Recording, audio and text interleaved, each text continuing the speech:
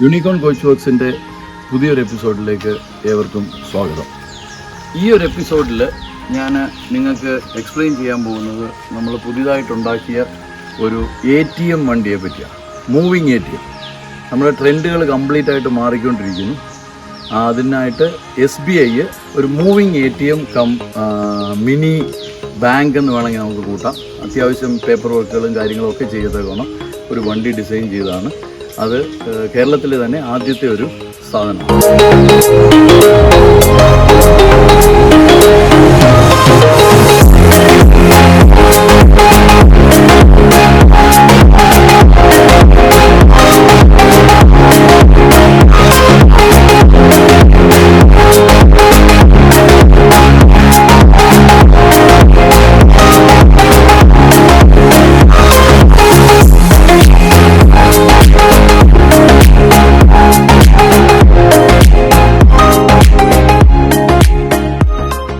ഇവിടാണ് നമ്മുടെ ATMന്റെ മെഷീൻ ഇരിക്കുന്നത്. ഇത് AC ക്യാബിനാണ്. അതുപോലെ തന്നെ ഇത് ATM ഫിക്സ് ചെയ്തിട്ടില്ല, ഇനിയും കൊണ്ടുപോയി വേണം ഫിക്സ് ചെയ്യാനായിട്ട്. അതെല്ലാം ഫിക്സ് ചെയ്ത് കഴിഞ്ഞതിന് ശേഷം ഇവിടെ ഒരു ഡോറും കാര്യങ്ങളും ഒക്കെ വരും. നമുക്ക് ഈ 2 സ്റ്റെപ്പ് കയറി നിന്നുകൊണ്ട് തന്നെ നമുക്ക് ATM ഓപ്പറേറ്റ് ചെയ്യാം.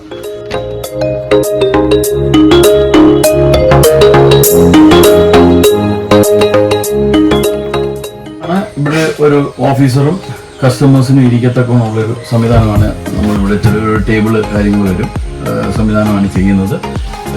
ഇവിടെ നിന്നുകൊണ്ടാണ് കംപ്ലീറ്റ് കൺട്രോൾ ഉണ്ടാകുന്നത്. ഇവിടെ നമുക്ക് ലൈറ്റ്സിൻ്റെ കൺട്രോളുണ്ട്.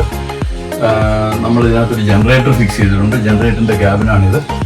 ഇലക്ട്രിസിറ്റിയിലും നമുക്ക് ഇത് ഓടിക്കാൻ പറ്റും.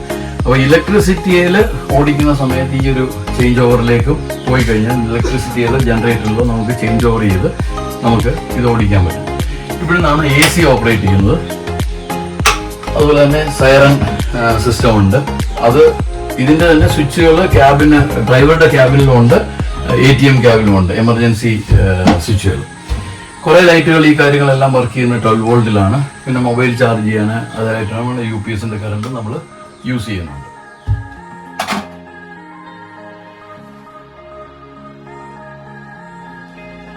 ഞാൻ നിങ്ങളോട് പറഞ്ഞായിരുന്നല്ലോ, ജനറേറ്ററിലും വർക്ക് ചെയ്യും, ഇലക്ട്രിസിറ്റിയിലും വർക്ക് ചെയ്യും.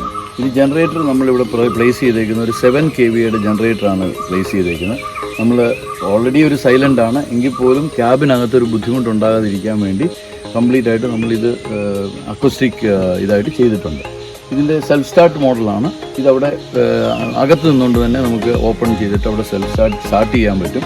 ഇതിനകത്തൂടെ സ്മോക്ക് വെളിയിൽ പോകും. അപ്പോൾ അത് വരുന്ന ഒരു കാരണവശാലും ഇത് വരത്തില്ല.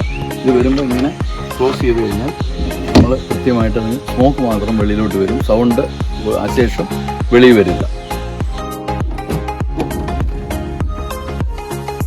നമ്മളിത് വെളിയിലോട്ട് എടുക്കുന്നത് എന്തിനാണെന്ന് ചോദിച്ചു കഴിഞ്ഞാൽ നമുക്ക് ജസ്റ്റ് എന്തെങ്കിലും ഒരു റിപ്പയർ ജനറേറ്ററിന് വരികയോ കാര്യങ്ങളുണ്ട്, അല്ലെങ്കിൽ പെട്രോൾ ഒഴിക്കണമെന്നുണ്ടെങ്കിൽ നമ്മളിങ്ങനെ വെളിയിലോട്ട് എടുത്തിട്ട് നമ്മൾ പെട്രോൾ ഫില്ല് ചെയ്യാനായിട്ട് പറ്റും. അല്ലെങ്കിൽ ഒരു ഓയിൽ ചേഞ്ച് കാര്യങ്ങളുണ്ടെന്നുണ്ടെങ്കിൽ നമുക്കിതൊന്നും വെളിയിൽ എടുക്കേണ്ട കാര്യമില്ല. നമ്മുടെ കൺവീനിയൻസിന് വേണ്ടിയാണ് നമ്മളിങ്ങനെ ഇത് ചെയ്തിരിക്കുന്നത്.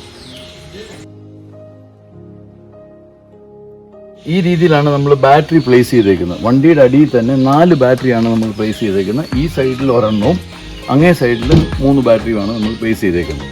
അതിൻ്റെ മെയിൻ്റനൻസിന് വേണ്ടിയാണ് ഈ ഡോറുകൾ കൊടുത്തേക്കുന്നത്.